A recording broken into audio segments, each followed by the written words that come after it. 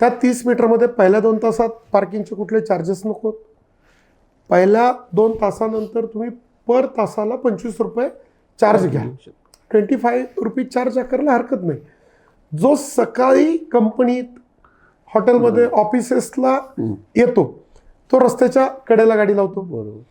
दिवसभर ती गाडी तिथेच राहते. तो संध्याकाळी ती गाडी बाहेर काढतो आणि अशा गाड्या लागल्याने एक लेन ब्लॉक होते आणि त्यामुळं तो रस्ता आणखी वापरासाठी कमी मिळतो. मग तिथं आम्ही काय केलं आहे स्पेशली की नो पार्किंग झोनपेक्षा आत्ता मेट्रोमॉल नो पार्किंग नाही आहे. बरोबर, म्हणजे काम चालू असल्यामुळं. पण लोक रस्त्याच्या कडेला गाडी लावतात. ज्यावेळी त्याला चार्ज पडेल की आत्ता आपल्याला पर तास 25 रुपये द्यायचे, 4-5 तास जर त्यांनी गाडी लावली तर साधारण 150-150 रुपये त्याला द्यावे लागतील.